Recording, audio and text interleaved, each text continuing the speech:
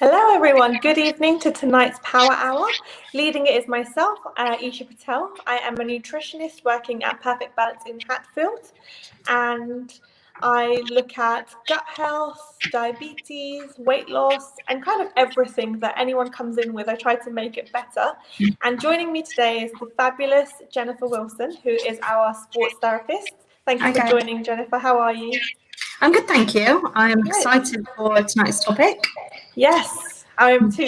So tonight's topic is celiacs, which is something that a lot of people have, but not everyone feels comfortable talking about it because it's quite different for everyone, and lots of people aren't sure what they should be kind of doing to manage their symptoms and what they shouldn't be doing, so avoiding. So we'll have a little chat on that today. For those that don't know, celiac disease is a hereditary inflammatory condition which affects the small intestine. So there are certain foods that produce an immune response, particularly the IgG and the IgA inflammatory markers rise. So anything that has wheat or gluten, this causes a spike, and it causes lots of nasty symptoms in result. So Jennifer, what would you like to share about celiac? I know you have it yourself. Yes. Yeah. So I was diagnosed maybe about 6 years ago. So when I was 20, I had just finished first year of uni, so it was a nightmare. So yeah, I think you can get people who have it from birth, right? And it's hereditary and it's something that's always there. And then you can kind of have people who develop it later on, or potentially have had it for their whole life but haven't kind of realised. Yeah. So I kind of knew a little bit about it because my auntie has it, so it is in my genes. And it is quite funny because as a kid, I was a nightmare kid. I wouldn't want to eat anything. I was super, super picky. And sandwiches were just a no-no for me. Never really ate it. So looking back on it, everyone was like, I think you've probably always had this. But yeah, so I've been diagnosed for a long time with it. So your parents don't have it, or do you have siblings? Yeah, so it's my dad's mum, my dad's sister, who has it. We always joke that my dad has it, but men never want to change. Absolutely. But my brother I have celiac disease, whereas my brother has just been diagnosed with an intolerance. So there's kind of a lot of different spectrums to it, isn't there? So yes. You have people who don't really react well with it. You have an intolerance spectrum, and then you kind of have your celiac disease. And I found, talking to fellow celiacs, that you have, even within celiac disease, a range of how bad people can be. Yeah, so the tolerance varies from individual to individual, but it's something that's always in the gene. So it's always something that you'll find in a genetic makeup of your family. So, yeah. And in terms of, the symptoms, what kind of symptoms are you getting? So when I was first diagnosed, I was fatigued. I was always having to go to the toilet after I ate food. And we always do, we always try and work out what's not kind of agreed with you. Mm-hmm. And for some reason, I always thought it was dairy products. So I went off to the GP and was like, this is just getting ridiculous, losing weight and everything. And yeah, they kind of asked about celiac and if there was somebody in the family with it, which there is. And that's kind of my initial symptoms that then got me through to the GP and get tested. But I would say since cutting out gluten, my level of illness is quite extreme. So if I have, now, if I were to have a breadcrumb of normal gluten bread, I would be vomiting for hours and hours afterwards. It's pretty bad. Whereas before it was more just it didn't agree with me. Over the last few years, it's been just getting progressively worse. Whereas now it's very, very bad. Oh, bless you. So, how long were you suffering with these symptoms? I mean, I know you said it all your life, but was there a particular point that you noticed it got worse? Was there like a moment in your life where you had most stress, or you underwent any medical surgeries, or took a bout of antibiotics or anything? So I never noticed any symptoms kind of growing up. It's just I was very picky with food. But it was first year of university, so I'd gone off to university. I was catering for myself. I've always been quite independent, so like there was no stress with any of that stuff. But yeah, that's when I started to notice just all of the symptoms starting up. I would say first year of uni. Okay. So I wouldn't say there was a trigger. I wouldn't say I was stressed. It was obviously just a big life change. Absolutely. Yeah. Being very independent, so potentially that was a trigger. But no, nothing else. Okay. And how did you get tested for this? Was it a blood test or a food intolerance? What was it that you got tested for? So I went to the GP and obviously went through all of the questions, and they sent me initially for a blood test, which came back as the kind of markers for the gluten was quite high. Very high that they kind of suggested to go off for an endoscopy. So an endoscopy is where they put like it's like a thick rope, but it's not the most comfortable thing, down your throat to take like a sample of your stomach or intestine lining. Stomach lining, not intestine. So yeah, I had that done, and then the results came back that I had celiac disease. Okay. And how have you been kind of managing your symptoms and coping with celiac? What do you do right now? So initially, I think I'd just gone back in second year uni. So it was like, oh my gosh, what can and can't I eat? Like, it's one of those where I was like, Mum, I need you to come up and I need you to come around the supermarket with me to try the ingredients. But it was just having to cut out gluten. So for me, that was wheat, rye, barley, and oats. So it was just having to like spend a lot of time walking around the supermarket, looking at food labels, which initially was really, really time consuming. I guess it was quite difficult mentally because it was like, oh, I really like, I don't know, this biscuit or this packet crisp or this cake, totally. or this. And it was like suddenly I couldn't eat any of that anymore. And I had to I spent a while testing. Like I would go to like Tesco, Sainsbury's, Co-op and like take different foods. Oh, cool. Yeah, do a trial and error to see what works for you. Bless you. That's it. But the like supermarkets and stuff right now is so much better for all of that.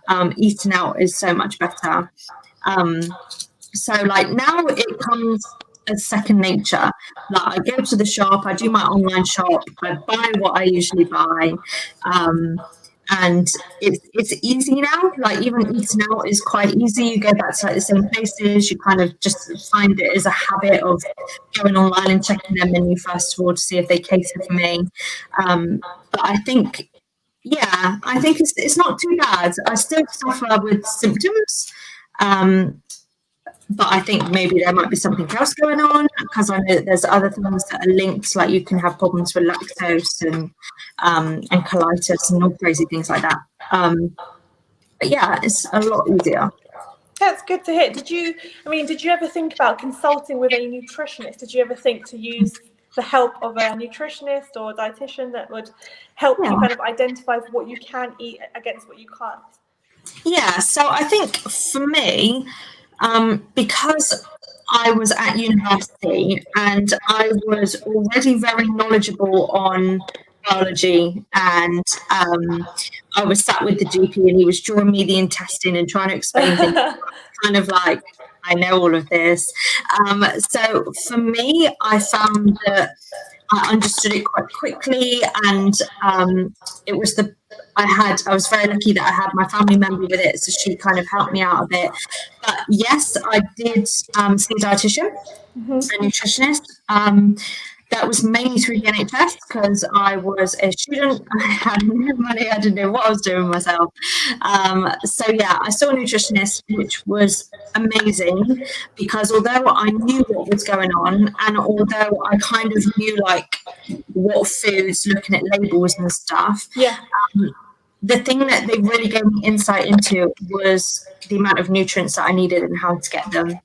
So like for celiacs, like calcium and stuff is not great, which is something that I didn't really know much about. So I definitely recommend, even if you feel like you know what you're doing and you're on the ball and you kind of know what foods you're having, there's a lot of other stuff going on which you probably aren't aware of now, which might affect you later, that nutritionists can help you with. Yeah, that's great. I mean, I'm so happy to know that now you're kind of like, managing and you're learning to live, and, you've got the right foods and you're able to enjoy the foods, which is the main thing. Because food should be enjoyed. But, like as a nutritionist myself, I have seen many clients come in with celiacs, and, it's something that's really hard to deal with. I feel I empathize with all of them with their symptoms that they get, from the bloating to the irregular bowel movements, from constipation to diarrhea, the extreme fatigue, muscle weakness. I also see people that mention that their skin flares up, so they either get eczema or they get acne, which is quite interesting. And just kind of the general weight loss, which must be hard. And like you say, having a test done is excellent because we can confirm that it is the celiacs, and then we can start with a treatment plan. So what I get all my patients to do before they come in is conduct a 5-day food diary. I always say to do like 5 days covering weekday and weekend, so we can see a pattern. So write down what you're eating, followed by any symptoms that you're getting. And then the first kind of phase would be to remove the trigger foods. And most commonly, these are the gluten-containing foods. So gluten is the sensitivity which increases the IgG and IgA levels in the testing. And a reason why gluten is the kind of main cause is it contains a molecule called zonulin, and zonulin is a nasty content of that protein which thins out the gut lining. It messes with the immune receptors, and it damages the gut lining as well. So whilst it's thinning it out, you're actually damaging it. You are making it more permeable, so you're getting something called leaky gut at the same time, which is something that not lots of celiacs know that have. So what they're eating is not going in and absorbing into their bloodstream. You're not absorbing the nutrients and minerals from the foods. Instead, it's just passing through you, which is why so many of the vitamin and mineral deficiencies occur in people with celiac. And although you said you cut out oats, which is really good, lots of people that have celiac don't cut out oats. They think that they can have that, but they just cut out the kind of like wheat, barley and gluten. But oats actually has a similar structure and molecular structure like gluten. It contains something called avalin, which is identical to gluten. So the effect it has on our body is literally the same. It's the same, yeah. Lots of people don't realise that, but if you can, it's best to avoid oats as well. And studies have found 73% of celiacs have an immune response to oats. So that's really kind of strong suggestion to remove it if you have got celiacs. Yeah, it was just like, it was not even a thing to consider for me. Absolutely, yeah, no brainer, right? Yeah, I think the doctor was very much like, wow, like this is quite intense. Like you've got like a very high response with celiac. So I was just told to cut everything. But yeah, it's definitely difficult because there are, I know just from talking to other people and from like speaking to consultants, because obviously I'm always under review, that there's a lot of vitamins and kind of symptoms that you have to look out for if you're celiac. So fatigue, definitely. I think that's linked to something called B12. So this can be like get back from having like infusions and stuff, right? And injections, like B12 injections. And obviously calcium is like a massive one. And long-term problems with celiac is osteoporosis and all of that. So But I guess, like, I mean, I think I need to book in with you. Like, leaky gut, I have no idea about. Yeah, so I mean, the vitamin deficiencies are so linked to the leaky gut, which can cause, like you said, the fatigue, the osteoporosis, lots of other gut health conditions. So it can actually result in IBD if not managed because of the ulcers and the colitis developing. So it's something that needs to be managed. So the first thing I would look at is to really remove trigger foods and heal that gut lining to strengthen it. So we're looking at re-inoculating the gut and repairing it with lots of healing foods. Usually these are high in anti-inflammatory properties. And then we're adding in the deficient minerals. So things like vitamin D, calcium, iron, and B12 are most common with those that have celiac. And the reason is that your gastric juices are impaired. And lots of people that have, tummy pains normally take a proton pump inhibitor, so something like Gaviscon or Reni, just to keep the symptoms at bay. What that does is that reduces the B12 content in your body, and it also reduces the absorption of iron that you're putting through. So those are the reasons that you're causing those deficiencies. So a good way is by sealing that gut lining, we're making sure nothing is passing through, and then putting that food in, or minerals through supplements. I always do say food is best, just because it's easily absorbed and it's easily available. But B12, you can get infusions, you can get the injections, same with iron. So it's definitely looking at what suits the client best in doing so. And then the last thing is to really put your kind of body in a re-inoculation phase where we're putting in all the digestive enzymes. Those that have celiac often lack the enzymes to break particular foods down, which causes the digestive distress. So it's something that you supplement, but it should be prescribed by a practitioner as those doses, and you work your way up. Once you're at a good stage, you work your way down again. Okay. And then adding in good bacteria through probiotics, which is kind of like the kind of kickstart where everything seems to get better and people's energy improve, digestive symptoms improve, their bowel movements are more regular. That sounds good. Jenny, I just have one thing to ask you. How do you deal with stress? I mean, like, do you find you get stressed quite easily, or are you kind of like chill and you're able to manage different situations? I would say I'm like a planner, so I feel like I can manage things. I noticed when I get stressed, like by like eczema or by like fatigue, but I wouldn't say too bad. I'm not like a stress that bottles everything up. That's good. That's good. Lots of people, if you do have celiac and you go through stress, or your job's quite stressful, or you get anxious quickly, you're actually impairing the body. So you're putting it into a contraction phase where everything's kind of stiff and slower. This includes digestion, your muscle contraction, your like energy and ability to sleep properly. So everything is kind of like halted and stalled whilst you're stressed. So stress management is really important for those that have celiac. So do whatever you enjoy. Try journaling, mindfulness, meditation, go for a walk. Whatever you enjoy makes you happy and mellow. Try and do that to manage the stress, which will help. I feel like I've learned so much. Oh, thank you. I knew everything. I don't know. I mean, science is changing every day, and with gut health emerging, it's finding new things that can help. So that's the best thing. The fact is that you can kind of manage the symptoms. It's not curable, but you can keep it under control and live a happy, healthy life like yourself. You enjoy the foods that you eat, which is great. I would say from somebody who's lived with it, like lived through it, been diagnosed, and has kind of got into a good place with it now. I would say it's not normal if you have those symptoms. I spent a lot of months just thinking, oh, this is fine. Like, something obviously just hasn't reacted okay, and it will settle down, it will be okay. And then you kind of realize that you're saying that to yourself, like, at least once a week. And then it's like every day with every meal. So I would 100% say if you are feeling bloated, and it's not like your normal bloating. Like, it's not like you've just ate a massive meal and you just feel like horrible, like we all can do sometimes, a bit too much pasta or something. It's like bloating just after any sort of meal or food. Discomfort as well with that bloating, or feeling like you're going to be sick, or maybe be like having your diarrhea or constipation, anything like that.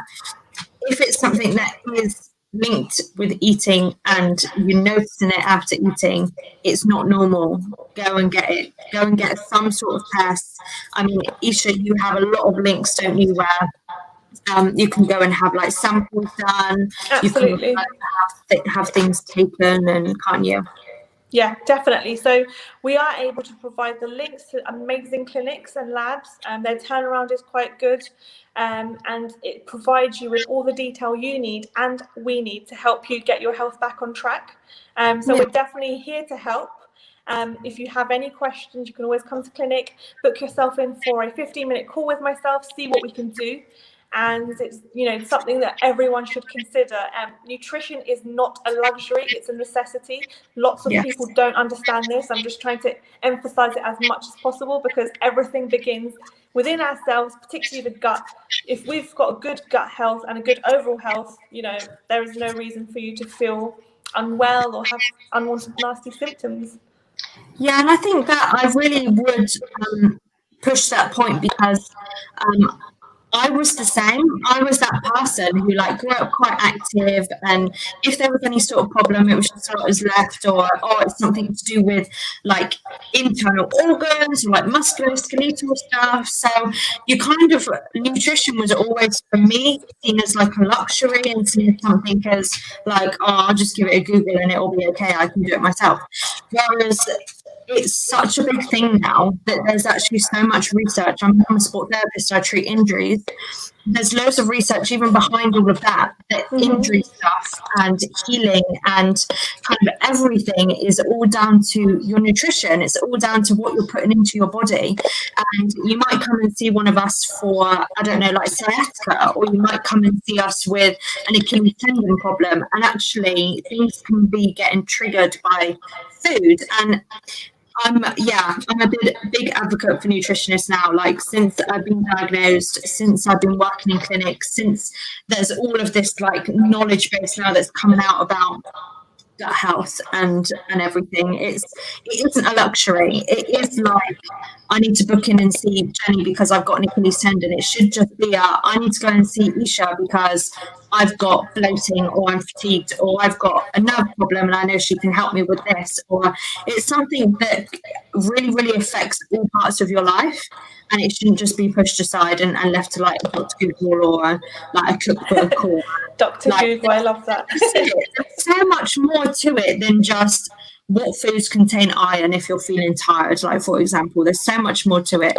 There's so much more like easy testing and knowledge now out there. Like, celiac disease was really low like years and years ago because there wasn't the testing for it and there wasn't the knowledge on it.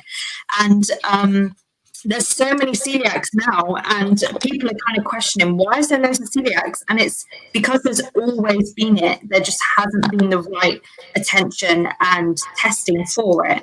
So there's so much kind of symptoms and problems. And I think if you are struggling with any of those, it might not be celiac. It might be lactose. It might be Crohn's. It might be IBS. Anything where you're feeling fatigued, bloated, like super tired all the time, even after like an 8-hour sleep, it's always worth, I think, to go and go to the nutritionist, get like your tests done, your blood tests, and kind of check out to make sure your health is all fine. That's what I would 100% say now. Yay! Thank you, Jenny. Thank you so much for that, and thank you for those that have watched. If you do have any questions, you can always comment on the box below or contact our clinic. Like I said, they'll book you in for a call with me, and I'll be happy to help you with any questions or further guidance that you may need.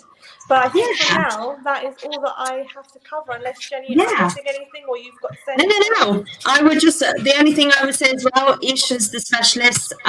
She can tell you everything that you need. If you have any questions regarding food, I mean, I'm not a specialist, but I've done it for 6 years.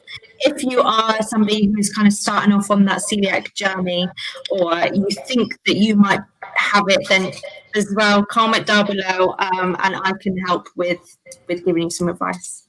Great, But thank you for that. Thank you Yay. so much for sharing your story, Jenny. You've been a star, and thank you for joining me this evening. Lovely. Thank you. Take care. I wish you all the best, and take care, guys. Have a lovely evening. Thanks for watching.